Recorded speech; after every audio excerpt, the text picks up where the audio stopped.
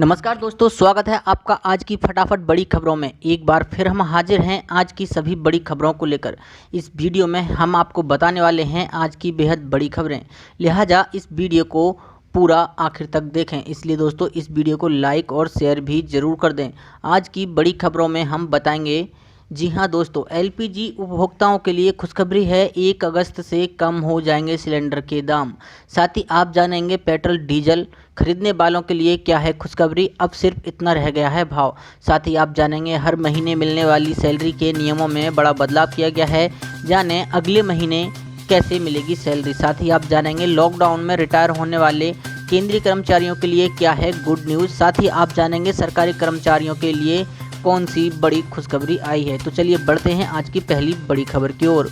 LPG उपभोक्ताओं के लिए खुशखबरी है, 1 अगस्त से कम हो जाएंगे सिलेंडर के दाम। 1 अगस्त से एलपीजी सिलेंडर के दाम घट सकते हैं। इसे लेकर केंद्र सरकार के स्तर पर तैयारी चल रही है। अनलॉक 2 के दोनों चरण 31 जुलाई तक पूरे हो रहे हैं। इसके बाद केंद्र सरकार क्या क्या तय करती है, इस पर अब सबकी निगाहें हैं। तेल कंपनियों के वरीय अधिकारी की माने या ये संभावना है कि 1 अगस्त को रिवाइज होने वाले एलपीजी सिलेंडर के दाम घटेंगे और सब्सिडी सिलेंडर सस्ता हो सकता है। मिली जानकारी के अनुसार 10 से 20 रुपये तक एलपीजी सिलेंडर के दाम घट सकते हैं। 2 महीने तक महंगी होने के बाद अगर एलपीजी सस्ती होती है तो उपभोक्ताओं के खाते में सब्सिडी कम आ सकती है। इस वक्त पटना में एलपीजी सिलेंडर की कीमत 689 रुपये है, जबकि जून में इसकी कीमत 685 रुपये थी। इसी साल फरवरी, मार्च और अप्रैल में लगातार 3 महीने तक एलपीजी सिलेंडर के दाम घटे थे। इसके चलते सिलेंडर के दाम 275 रुपये तक कम हो गए थे। वहीं आप इंडियन ऑयल के उपभोक्ता हैं तो आपके लिए अहम खबर है, अगले माह से सिलेंडर बुकिंग सिस्टम पूरी तरह से ऑनलाइन हो जाएगा।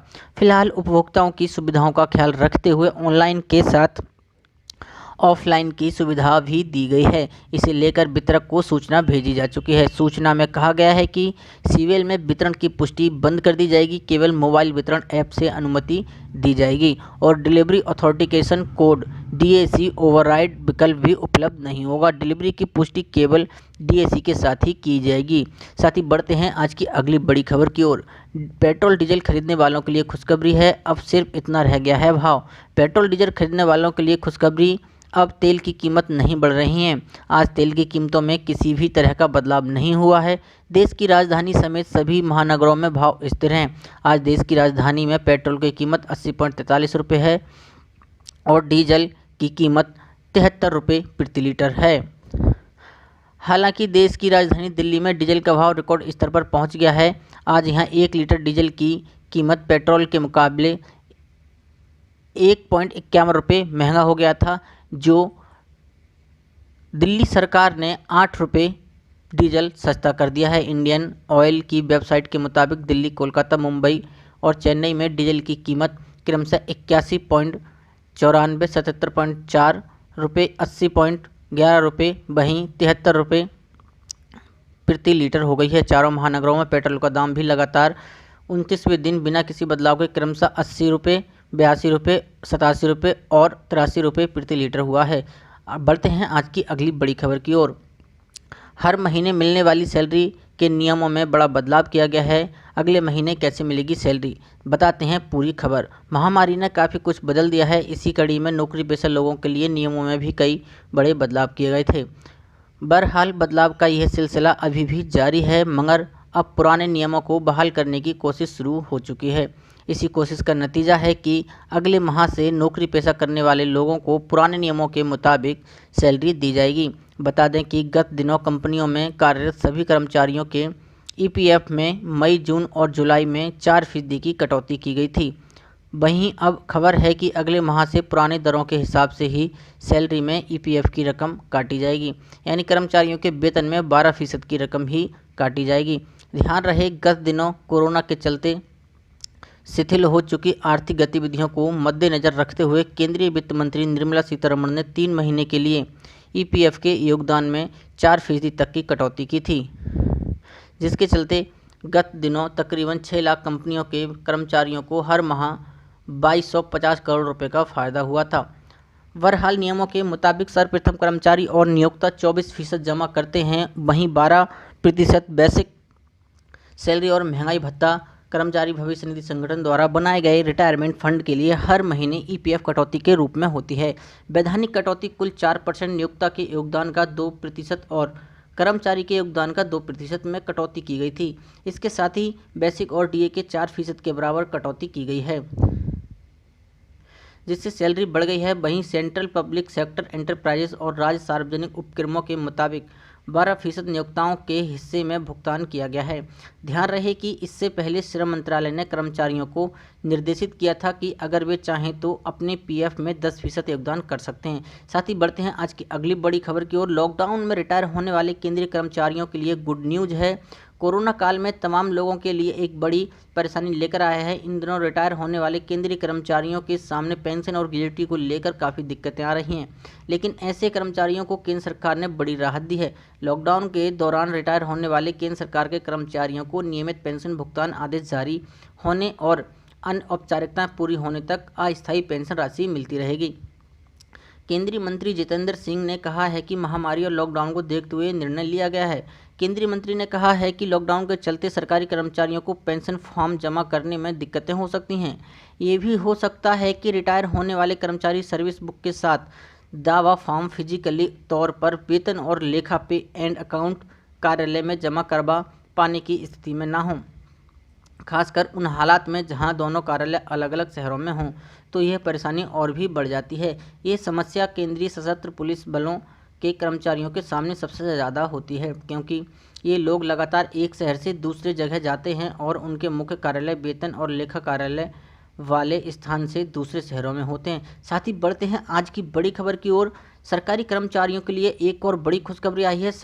कोरोना संकट के बीच दिल्ली के नॉर्थ एमसीडी के अस्पतालों के डॉक्टर को जल्द अटका हुआ वेतन मिलेगा। दिल्ली हाई कोर्ट ने दिल्ली सरकार से कहा है कि वे नॉर्थ एमसीडी के 6 अस्पतालों के डॉक्टरों की अटकी हुई सैलरी के लिए फंड जारी करें। कोर्ट ने केजरीवाल सरकार से कहा है कि वे 15 दिनों के भीतर 8 करोड़ रुपए नॉर्थ एमसीडी को दें। कोर्ट ने बुधवार को यह निर्देश जारी किए हैं। वाड़ा हिंदूराव अस्पताल, कस्तूरबा अस्पताल समेत 6 अस्पतालों के डॉक्टरों को कोर्ट के इस निर्देश से बड़ी राहत मिलेगी। इन अस्पतालों के डॉक्टरों को मई तक ही वेतन का भुगतान किया गया है। दरअसल अस्पतालों के डॉक्टरों ने वेतन न मिलने की स्थिति को देखते हुए हड़ताल का ऐलान किया था, लेकिन हाईकोर्ट ने मामले की गंभीरता को देखते हुए स्वतः संज्ञान लिया और दिल्ली सरकार और एमसीडी को तलब किया था। मुख्य न्यायाधीश DN पटेल और न्यायमूर्ति प्रतीक जालान की पीठ ने दिल्ली सरकार से जून के लिए वेतन का भुगतान करने के लिए 15 दिनों के भीतर 8 करोड़ रुपए जारी करने को कहा है। कोर्ट ने दिल्ली सरकार से कहा है कि पेपर वर्क की लेट लतीफ़ी को दरकिनार करते हुए इस टाइम पीरियड के भीतर फंड को ट्रांसफ़र किया जाए। दरअसल दिल्ली सरकार की तरफ से पेश हुए अतिरिक्त स्थायी वकील सत्यकाम ने कहा है कि नॉर्थ एमसीडी को पिछला फंड जारी किया गया, उसके खर्चों का यानी कि यूटिलाइजेशन सर्टिफिकेट को दिल्ली सरकार से साझा नहीं किया गया है। हाई कोर्ट ने कहा कि हम दिल्ली सरकार और एमसीडी के बीच इस मामले पर नहीं पड़ना चाहते हैं। सुनवाई का मकसद डॉक्टरों को सैलरी पहुंचाना है और हम इसके निर्देश जारी कर रहे हैं। बता दें कि जून में हुई सुनवाई के दौरान कोर्ट ने अप्रैल से मई तक के डॉक्टरों की सैलरी देने के निर्देश जारी किए थे। साथ ही बढ़ते हैं आज की एक और बड़ी खबर की ओर। भारतीय रेलवे का बड़ा ऐलान, सभी योजनाओं पर लगाई रोक, जारी हुए बड़े नए आदेश। देश भर में महामारी के बढ़ते संक्रमण को देखते हुए भारतीय रेलवे ने चालू वित्त वर्ष 2020-21 के लिए मंजूरी बुनियादी ढांचे से संबंधित सभी नए कार्यों पर प्रतिबंध लगा दिया है। कोरोना वायरस महामारी को ध्यान में रखते हुए केंद्र सरकार ने 500 करोड़ रुपए तक की सभी नई योजनाओं को मार्च 2021 तक स्थगित करने का आदेश दिया है, जिसके बाद भारतीय रेलवे ने यह कदम उठाया है। रेलवे बोर्ड ने बुधवार को यह जानकारी दी है। भारतीय रेलवे ने क्षेत्रीय जोनल रेलवे और उसकी सभी उत्पादन इकाइयों से कहा है कि वे नया कार्य तभी आगे बढ़ाएं जबकि ट्रेनों के परिचालन की सुरक्षा की दृष्टि से वह जरूरी हो। इसके लिए भी उन्हें वित्त मंत्रालय की मंजूरी लेनी होगी।